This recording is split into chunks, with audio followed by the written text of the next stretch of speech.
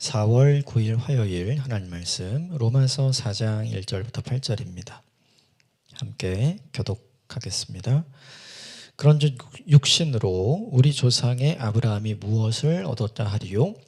만일 아브라함이 행위로서 의롭다 하심을 받았으면 자랑할 것이 있으려니와 하나님 앞에서는 없느니라. 성경이 무엇을 말하느냐? 아브라함이 하나님을 믿음에 그것이 그에게 의로 여겨진 바 되었느니라. 일하는 자에게는 그 삭시 은혜로 여겨지지 아니하고 보수로 여겨지거니와 이를 아니할지라도 경건하지 아니한 자를 의롭다 하시는 이를 믿는 자에게는 그의 믿음을 의로 여기시나니 일한 것 없이 하나님께 의로 여기심을 받는 사람의 복에 대하여 다윗이 말한 바 불법이 사함을 받고 죄가 가리어짐을 받는 사람들은 복이 있고 주께서 그 죄를 인정하지 아니하실 사람은 복이 있도다 함과 같으니라. 아멘. 이것은 하나님의 말씀입니다. 어제 본문에 이어서 같은 내용을 지금 4장에서 아브라함의 예를 들어서 이제 구체적으로 설명하는 내용이 오늘 본문에 나오는데 이 본문을 구체적으로 계속 설명하는 이유가 있어요. 그건 뭐냐면 로마 교회 안에 있는 성도들 중에 이미 예수 그리스도의 십자가의 대속의 사건과 또 부활하심을 믿고 은혜를 얻고 또 하나님의 건져주심을 받은 사람들 중에 어떤 사람이 있는 거냐면 십자가에 달리신 예수 그리스도를 믿음으로가 아니라 그래도 우리에게 주신 율법을 지킴으로 우리가 구원 얻는다라는 이전의 생각을 계속해서 가진 사람이 있었던 거죠. 즉 변화되어야 할 생각이 여전히 변화되지 않고 있었던 거예요. 대부분 이런 생각은 회심하고 개종한 유대인들 사이에서 있었어요. 그러니까 로마 교회를 구성한 많은 사람들이 유대인도 있고 헬라인도 있었잖아요. 그러니까 유대인의 입장에 서면 자기들 이스라엘 민족 동족과 그리고 그 외에 이방인들이 있었잖아요. 그러니까 이방인들은 그런 생각을 안 했어요.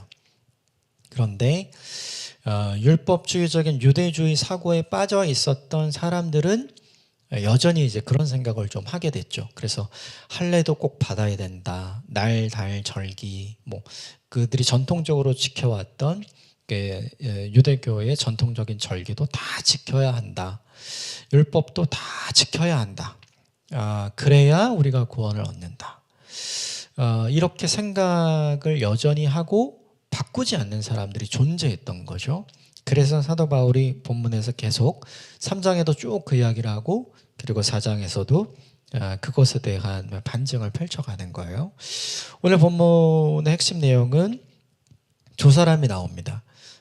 유대인들이 가장 사랑하고 존경하는 아브라함 그리고 다윗. 아브라함이 어떻게 하나님께서 의롭다 하심을 받았는가, 다윗이 어떻게 하나님께 용서함을 받았는가, 그 이야기를 하면서 그들이 뭔가를 해서가 아니라 하나님께서 그들에게 은혜를 베풀어 주신 것, 용서를 베풀어 주신 것, 다시 기회를 주신 것, 의롭다 하신 것, 이걸 강조하는 내용이 나옵니다. 본문 내용을 먼저 좀 쭉 정리를 하고요. 그리고 우리에게 적용할 수 있는 것들을 좀 정리해 보겠습니다. 먼저 1절과 2절 같이 읽겠습니다. 시작.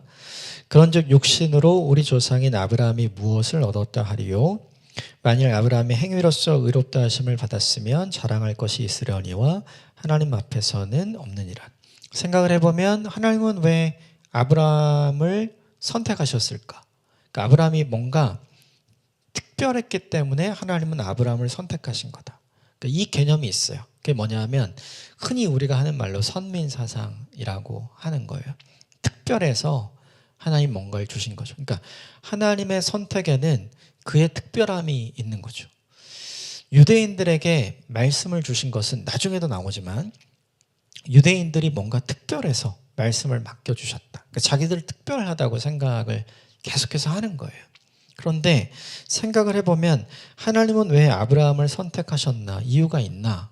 아브라함은 본래 갈대아 우르에서 우상을 만드는 제조업자였잖아요. 그는 원래 하나님 섬기는 사람이 아니었어요. 좀 생각을 해보면 하나님께서 하나님의 사람을 선택하실 때 하나님도 모르고 우상 숭배자인 아브라함을 선택할 이유가 있나요? 없죠. 그러니까 하나님 질문을 던져보면 하나님께서 아브라함을 선택할 이유는 없어요. 하나님께서 아브라함을 특별해서 선택하고 사랑하고 그를 구원하셔야 될 이유는 전혀 없는 거예요. 지금 사도 바울은 그걸 얘기하고 있는 거예요. 아브라함이 뭔가를 해서 오늘 2절에 있는 것처럼 뭔가를 해서 의롭다 하심을 받은 게 아니다. 이 본문에는 아브라함은 그랬다면 자랑할 것이 있었을 것이다. 그런데 아브라함은 자랑할 게 아무것도 없죠. 성경이 이야기하는 하나님께서 아브라함을 의롭다 여겨주신 것, 그것은 무엇이냐면 창세기 15장 6절에 나오는 거죠. 3절 같이 봅시다. 시작. 성경이 무엇을 말하느냐? 아브라함이 하나님을 믿음에 그것이 그에게 의로 여겨진 바 되었다. 이거는 창세기 15장 6절에 나오는 거죠. 하나님께서 뭇별을 보여주시면서 내가 너에게 약속한 너의 자녀들이 이렇게 될 거야. 아브라함이 아직 본 거 아무것도 없어요. 그런데 그렇게 약속하시고 말씀하시는 하나님을 아브라함이 믿은 거죠. 그러니까 하나님께서 뭘 했냐면 하나님께서 그것을 의로 여겨 주셨다. 이렇게 이야기한 거죠. 사실 생각을 해보면 아브라함이 한 건 없어요. 그냥 하나님이 하신다니까 아직 보지 못했지만 그런가 보다. 그냥 인정한 거죠. 아브라함이 뭘 한 게 아니에요. 하나님께서 뭔가를 하실 것이다 라고 이야기한 그것이 아직 이루어지지 않았어요. 아직 그가 본 것도 아니고 확인한 것도 아니에요. 그런데 그것이 그냥 이루어질 거야 라고 지적으로, 의지적으로, 그리고 감정적으로 동의를 한 거죠. 지정의의 동의. 우리가 이걸 흔히 믿음이라고 부르잖아요. 말씀대로 될 것을 믿은 거죠. 그러니까 하나님이 아브라함을 의로 여겨 주신 거예요. 하나님은 아브라함과 동행하고 하나님께서 아브라함을 지켜주고 하나님께서 아브라함을 건져주신, 그래서 결국 모든 이스라엘 족속의 믿음의 조상으로 만들어 세우신 거죠. 그렇다면 오히려 아브라함이 특별해서 하나님이 선택한 게 아니에요. 그냥 하나님께서 아브라함을 선택하고 아브라함을 믿어준 거죠. 오히려 반대예요. 하나님을 향한 아브라함의 믿음은 흔들립니다. 그래서 우리가 잘 아는 하갈 사건, 그리고 이스마엘을 낳는 사건이 등장을 하죠. 약속했지만 약속이 이루어지지 않자 아브라함은 흔들려요. 사라도 흔들립니다. 그래서 그들이 안 해도 될 일을 해요. 근데 하나님은 안 흔들려요. 그런 사건이 있음에도 불구하고 하나님께서는 아브라함을 통해서 아브라함에게 약속하신 그 일을 이루시기까지 함께 하시고 또 그를 인도하시고 또 그와 동행하시죠. 그래서 결국 그 약속이 이루어지죠. 약속한 지 25년 만에 아브라함은 이삭을 낳게 되잖아요. 그러니까 생각해보면 오히려 아브라함은 하나님에 대한 믿음이 흔들렸는데 하나님은 아브라함에 대한 믿음이 흔들리지 않았어요. 이게 되게 중요한 거예요. 아브라함이 특별해서 선택한 게 아니라는 걸 보여주는 거죠. 이스라엘이 특별해서 율법을 받아서 율법을 지킴으로 구원을 얻게 되는 이런 방법을 그들이 특별해서 받게 된 게 아니라는 거예요. 오히려 하나님께서 그들을 믿고 말씀을 맡겨주신 책임을 주시고 그 말씀을 사람들에게 전할 수 있는 부르심과 사명을 그들에게 준 것이다. 이건 이제 나중에 등장을 하게 되죠. 이 아브라함의 믿음은 지금도 우리와 같은 방식으로 이루어져요. 우리도 나를 구원해 주신 주님 본 게 아니잖아요. 나를 건져 주신 주님 본 게 아니잖아요. 나를 하나님 나라로 초대해 주신 주님 우리가 본 게 아니죠. 그런데 그 말씀 그대로 그 약속 그대로 내게 행하실 것을 우리도 뭐 하는 거예요? 지적으로, 감정적으로, 의지적으로 그냥 동의하고 인정하는 거예요. 그리고 그 은혜와 그 구원이 우리에게 임하도록 나를 위해 대신해서 죄의 삭슬 치루신 그 예수 그리스도의 십자가 그 사건, 그 은혜의 사건을 우리가 믿는 것이죠. 아직 이루어지지 않은 구원, 아직 보지 않은 하나님의 나라를, 그리고 내가 보지 않은 죄사함의 은혜를, 그리고 내가 반드시 가게 될 거지만 아직 가지 못한 그 하나님의 나라를 우리도 지금 그냥 바라고 있고 믿고 있는 거죠. 그러니까 아브라함을 의롭다 한 방식과 지금 우리가 의롭게 됨을 받는 방식이 똑같다는 거예요. 이걸 한 가지를 더 설명합니다. 4절 보십시오. 4절 같이 읽읍시다. 시작. 일하는 자에게는 그 삭시 은혜로 여겨지지 아니하고 보수로 여겨지니와. 그렇죠? 열심히 뭔가를 해서 얻어내는 거면 그건 삭시죠. 그리고 그건 분명히 보수, 자랑으로 여겨지는 거예요. 그런데 아브라함이 뭘 한 게 아니잖아요. 우리도 뭘 한 게 아니잖아요. 하나님이 믿어주셨고 예수 그리스도께서 십자가에 죽으셨고 부활하신 거죠. 내가 한 건 아무것도 없어요. 그러니까 내가 한 것이 없기 때문에 그 은혜의 죄사함의 은혜와 구원의 은혜가 우리에게 임할 때 그것은 우리에게 결코 자랑이 될 수 없고 삭시될 수 없는 거죠. 그걸 이렇게 설명합니다. 5절 같이 읽읍시다. 시작. 이를 아니할지라도 경건하지 아니한 자를 의롭다 하시는 이를 믿는 자에게 그의 믿음을 의로 여기시나니. 똑같은 거예요. 이걸 구약 성경의 제사로 좀 이해하면 조금 더 쉽게 할 수 있어요. 사람들은 이렇게 생각을 했죠. 제사를 드림으로, 짐승을 드림으로 우리가 이걸 함으로 하나님께서 우리를 용서해 주신다. 잘 생각해 봐요. 짐승을 드리는 거랑 짐승이 죽는 거랑 내가 용서받는 거랑 아무 관계가 없어요. 뭐냐 하면 죄의 삭은 사망이잖아요. 내가 죽는 거잖아요. 내 죄잖아요. 짐승이 죽으면 안 되고 내가 죽어야 돼요, 사실은. 그런데 하나님은 나를 살리시기 위해 이 짐승이 죽을 때 이 짐승이 죽으면 네가 죽는 거야. 하나님이 그렇게 여겨주신 거죠. 원래는 내가 죽어야 돼요. 내가 안 죽어도 되고 이 짐승이 죽어도 되는 거죠. 이건 이 짐승을 드렸기 때문이 아니라 이 짐승을 드리면 네가 죽은 걸로 내가 해줄게 라는 하나님의 은혜 때문에 용서받는 거예요. 내가 제사를 드렸기 때문에 용서해 주시는 게 아니라 이 제사를 드림으로 하나님께서 이 짐승이 죽은 게 아니라 네가 죽은 걸로, 네가 죄의 삭을 받은 거로 내가 인정해 줄게 라는 하나님의 은혜가 베풀어지기 때문에 그것이 가능한 거죠. 여러분, 이게 내가 아무것도 안 하는 거예요. 원래는 내가 죽는 자리여야 되는데 짐승이 죽잖아요. 내가 하는 거 아무것도 없어요. 그런데 나를 용서해 주시는 죄사함의 은혜가 구약 성경에 등장하는 성전 제사에 그대로 드러나죠. 이게 십자가에도 똑같아요. 죄는 뇌죄잖아요. 그러면 죄의 삭은 사망이니까 내가 죽어야 되거든요. 그러니 나 대신 누가 대신 죽으신 거예요? 십자가에서 주님이 죽으신 거예요. 그 주님이 죽으실 때 하나님은 내가 죽은 것으로 여겨주시는 거죠. 그러니까 똑같은 은혜가 우리에게 주어져서 우리가 죄사함의 은혜를 받고 우리가 구원의 은혜를 받은 것이에요. 내가 한 일이 아니라 주님이 하신 일, 하나님께서 하신 일이 있는 거죠. 그러므로 나에게 그것은 자랑이 될 수 없고 내가 한 일이 될 수 없죠. 오히려 그분이 하신 일을 내가 믿음으로, 이렇게 하면 내가 너를 용서해 줄 거야. 이렇게 하면 내가 너를 구원해 줄 거야. 이렇게 하면 그가 죽은 게 아니라 네가 죽은 걸로 내가 봐줄 거야.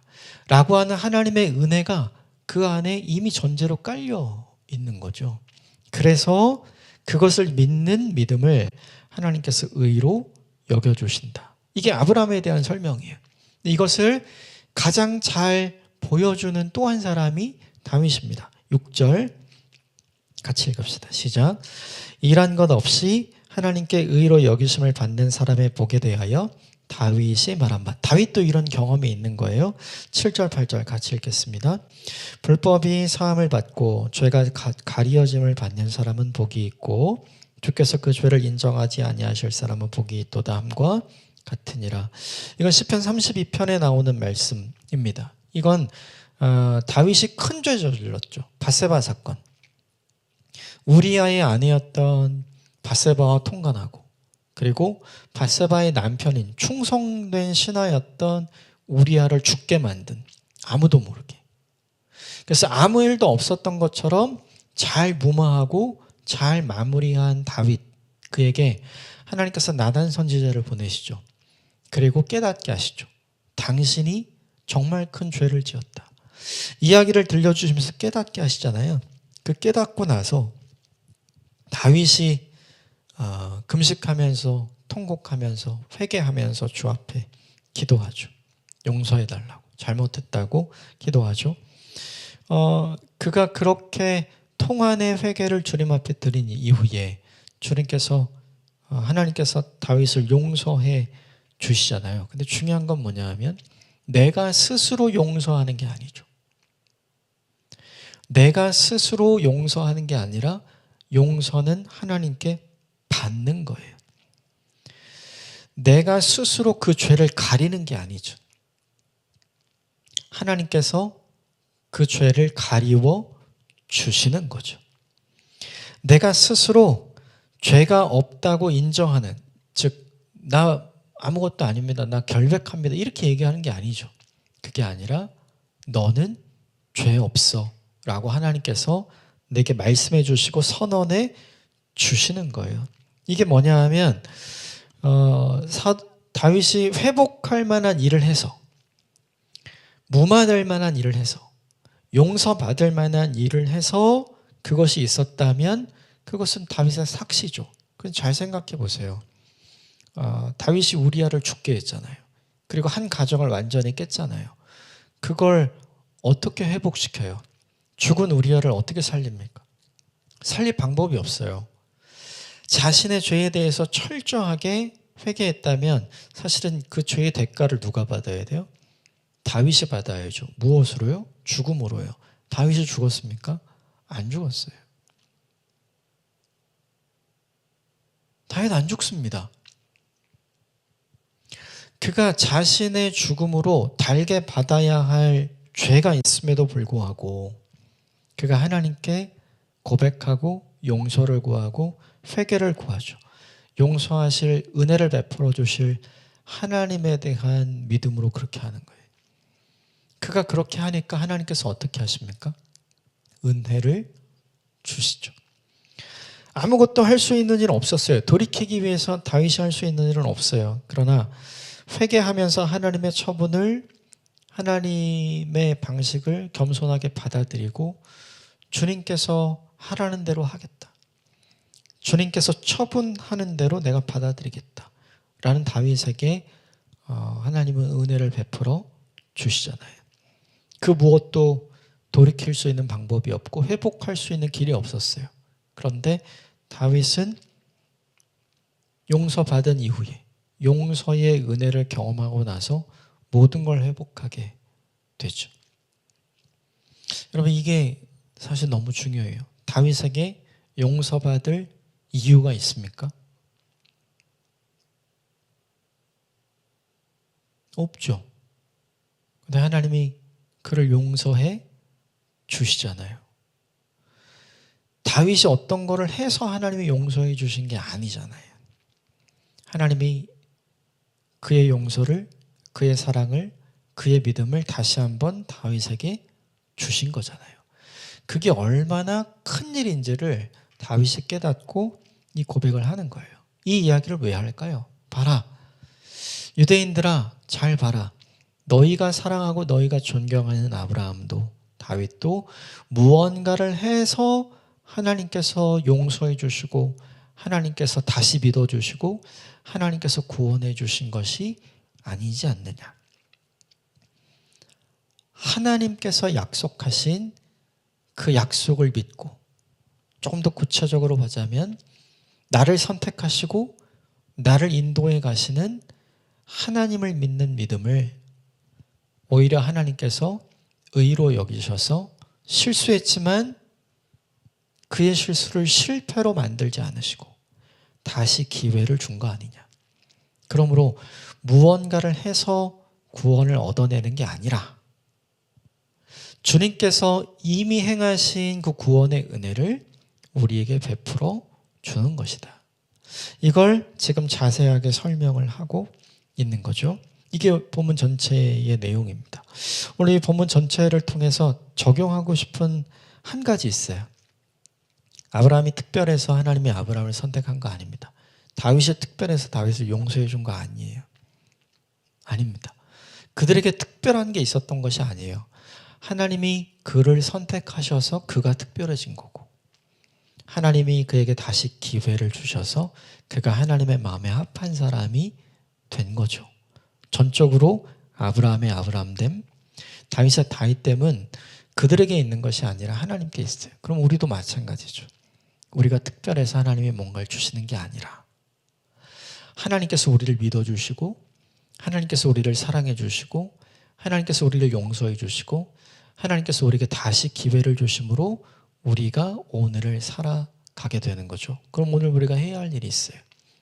그건 뭐냐 하면, 내가 하나님께 이런 것도 있고 이런 것도 있고 이런 것도 있고 이런 것도 있다, 그거 다 자랑일 필요가 없죠. 오히려 그걸 할 수 있는 시간을 주셨으니 오히려 감사함으로 이 하루를 사는 날이 되어야 되겠죠. 오늘 하루 이걸 좀 적용했으면 좋겠습니다. 내가 특별해서 내게 뭔가를 주시거나 선택하시지 않았어요. 하나님이 나를 선택해 주셔서, 나와 함께 해주셔서 우리가 특별한 인생을 살아갈 수 있게 됩니다. 그러므로 중요한 것이 있습니다. 구원의 원인을 나에게서 찾지 마십시오. 나에게서 구원의 원인을 찾을 수가 없습니다. 구원의 원인은 하나님께 있어요. 하나님이 나를 선택하고, 하나님이 나를 사랑하고, 하나님이 나를 용서하고, 하나님이 나에게 또 다른 기회를 주신 거죠. 그러므로 오늘 하루 그 하나님을 향한 사랑으로 기쁘게 사셨으면 좋겠습니다. 오늘 하루 내가 한 것을 바라보지 마시고 하나님이 나에게 하신 것을 바라보며 사시면 좋겠습니다.